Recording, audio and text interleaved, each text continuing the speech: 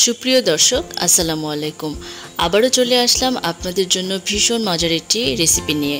আপনারা নিশ্চয়ই দেখেই বুঝতে পারছেন আমার আজকের রেসিপি বিফ বিরিয়ানি। তৈরি করা খুবই সহজ, ঘরে আছে এমন উপকরণ দিয়ে মজাদার বিরিয়ানি রান্না করা সম্ভব। আশা করছি আজকের রেসিপিটি আপনাদের অনেক ভালো লাগবে। তো চলুন শুরু করা যাক। এখানে আমি 1 কাপ পেঁয়াজ কুচি নিয়েছি বেরেস্তা করার জন্য। পেঁয়াজের রঙটি ব্রাউন হয়ে আসলে সাথে সাথে চুলা থেকে নামিয়ে নিতে হবে, না হলে কালো হয়ে যাবে পেঁয়াজের বেরেস্তাটা, সেটা খেয়াল রাখতে হবে।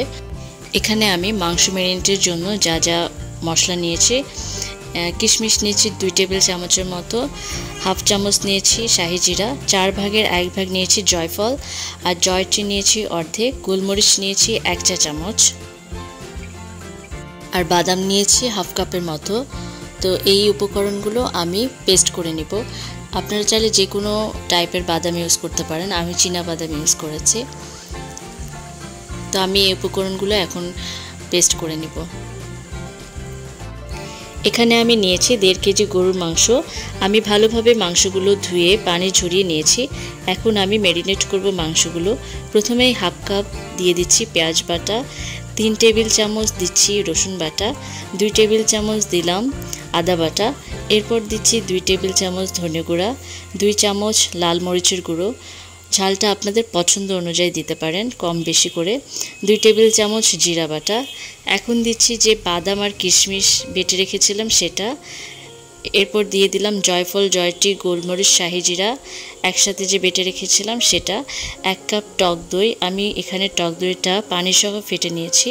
চেষ্টা করবেন টক দই ব্যবহারের পূর্বে একটু ফেটে নেওয়ার। পরিমাণ মতো দিচ্ছি লবণ, আর দিয়ে দিচ্ছি কিছুটা পেঁয়াজ বেরেস্তা, 1 চামচ চিনি দিয়ে দিলাম টক ভাবটা ব্যালেন্স করার জন্য। হাফ কাপ দিয়ে দিলাম রেগুলার রান্নার তেল, 2 চামচ বিরিয়ানি মশলা। এখানে আমি রাঁধুনি বিরিয়ানি মশলাটা ব্যবহার করছি, আপনারা চাইলে যে কোনো ধরনের বিরিয়ানি মশলা ব্যবহার করতে পারেন। এখন দিলাম 2 চামচ ঘি, আর দিলাম গরম মশলাগুলো, 6 থেকে 7টা ছোটো এলাচ, 2টা বড় এলাচ, কয়েক টুকরো দারুচিনি, 11-12টা লবঙ্গ, আর 3টা তেজপাতা। এইসব মিশ্রণ আমি খুব ভালোভাবে ম্যারিনেট করে 1 ঘন্টার জন্য রেখে দিব। আপনাদের হাতে সময় থাকলে ওভারনাইট ম্যারিনেট করে নর্মাল ফ্রিজে রেখে দিতে পারেন, সেক্ষেত্রে অনেক ভালো হয়। আর সময় না থাকলে আপনারা 1 ঘন্টা বা আধা ঘন্টা মতো ম্যারিনেট করে রেখে দিতে পারেন। এখন খুব ভালোভাবে মাংসগুলো মশলার সাথে মাখিয়ে 1 ঘন্টা অপেক্ষা করব। আমি বিরিয়ানির মধ্যে আলু দিব। আলু ছাড়া আসলে বিরিয়ানি একদমই ভালো লাগে না খেতে আমার কাছে। তো আমি কয়েকটা আলু দিব। সেই আলুগুলো কেটে সামান্য লবণ দিয়ে তেলের মধ্যে ভেজে নিচ্ছি। আমি যেই তেলে বেরেস্তা করেছি সেই তেলে আমি আলুগুলো ভেজে নিব।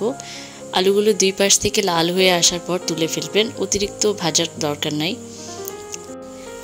মাংসগুলো 1 ঘন্টা ম্যারিনেট করে রেখেছিলাম। দেখুন 1 ঘন্টা পর এখন আমি মাংসটা রান্না করব। রান্নার জন্য চুলায় একটা হাঁড়ি বসিয়ে দিচ্ছি। এখানে আমি পেঁয়াজ বেরেস্তা করে রেখেছিলাম, এরপর যে বাকি তেলটা ছিল সেটা দিলাম, আর রান্নার রেগুলার তেল দিলাম 3 টেবিল চামচের মতন। আমি যদিও ম্যারিনেট করার সময় মাংসের মধ্যে হাফ কাপের মতন তেল দিয়েছিলাম, সেক্ষেত্রে আমার অতিরিক্ত তেল দেওয়ার এখানে প্রয়োজন নয়।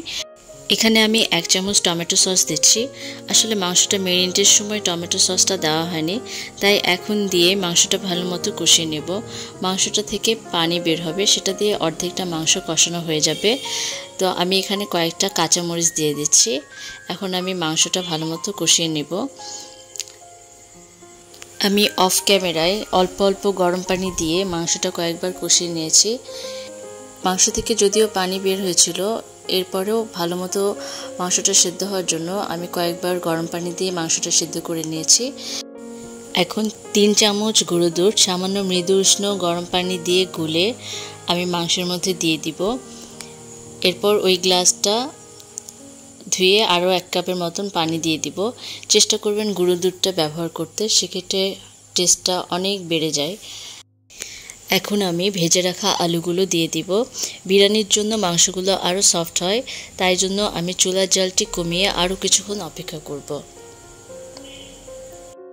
বিরিয়ানির জন্য মাংসটা পুরোপুরিভাবে কমপ্লিট। এই ফাঁকে আমি চালটা রেডি করে নেই। বিরিয়ানি রান্নার জন্য মেজারমেন্ট কাপে 3.5 কাপ কালিজিরা পোলাও চাল নিয়েছি। চালটা আমি কয়েকবার পানি চেঞ্জ করে ধুয়ে স্টেনারে পানি ঝরাতে দিয়েছিলাম। আর বিরিয়ানির পোলাওটা রান্নার কমপক্ষে 15 থেকে 20 মিনিট আগে চালটা ধুয়ে এভাবে পানি ঝরিয়ে নেবেন, তাহলে বিরিয়ানিটা অনেক ঝরঝরে হবে। আমি বিরিয়ানির পোলাওটা রান্নার জন্য এখানে একটা বড় হাঁড়ি নিয়ে নিয়েছি। এখন এর মধ্যে দিয়ে দিচ্ছি ঘি এবং রেগুলার রান্নার তেল মিলে টোটাল হাফ কাপের মতন তেল। এর মধ্যে গরম মশলাগুলো দিয়ে দিলাম। এখানে 2-3টা তেজপাতা নিয়েছি, কয়েকটা লবঙ্গ আর 3-4টার মতো ছোটো এলাচ নিয়েছি, আর নিয়েছি কয়েকটা কিশমিশ। এরপর পোলার চালটা দিয়ে কিছুক্ষণ ভেজে নেব। ভালো মতো ভাজা হয়ে গেলে এখন আমি যতটুকু চাল নিয়েছিলাম ঠিক তার ডাবল পানি দিয়ে দেব। পানিটা অবশ্যই গরম হতে হবে। আমি এখানে 3.5 কাপের মতন চাল নিয়েছি, তাহলে ডাবল অর্থাৎ 7 কাপ পানি দিতে হবে। তবে নতুন চালের ক্ষেত্রে পানিটা 1 কাপ কম করে দিতে হবে। এরপর চাল অনুপাতে লবণ দিয়ে দিব 1 চামচ। এরপর চারপাশ থেকে চালগুলো সুন্দর মতো পানির সাথে মিক্সড করে দিয়ে দিলাম।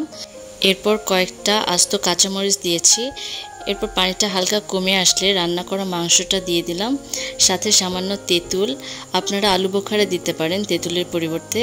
আর দিলাম অল্প কয়েকটা ধনেপাতা আর পুদিনা পাতা, এতে করে অনেক বেশি সুঘ্রাণ বের হয় ধনেপাতা আর পুদিনা পাতার। এরপর হাঁড়িটা একটা তাওয়ার উপরে বসিয়ে দিয়ে 15 মিনিট অপেক্ষা করব।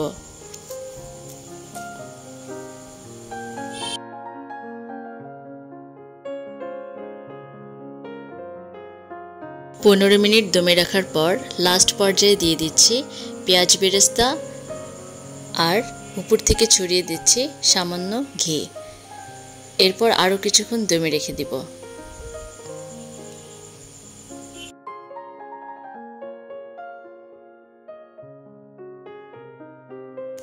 এখন ফাইনালি 5-7 মিনিট দমে রাখার পর আমি একটা লাকড়ির সাহায্যে বিরিয়ানিগুলোকে মিক্স করে দিব।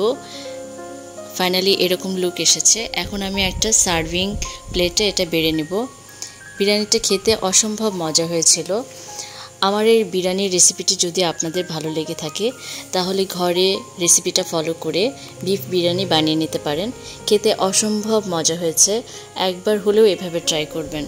আশা করছি বাসার সকলেই খুবই পছন্দ করবে বিরিয়ানিটা খেয়ে। তো আমি এটা একটা সার্ভিং ডিশে বেড়ে নিচ্ছি, সাথে সালাদ দিয়ে দিচ্ছি। এটা আচারের সাথে খেতেও খুব মজা লাগবে। যে কোনো অকেশনে আপনারা এই রেসিপিটা ফলো করে এটা বাসায় তৈরি করে নিতে পারেন। আজকের রেসিপিটা যদি আপনাদের একটু ভালো লেগে থাকে অবশ্যই আমাকে একটা লাইক দিবেন, কমেন্টের মাধ্যমে আমাকে জানাতে ভুলবেন না।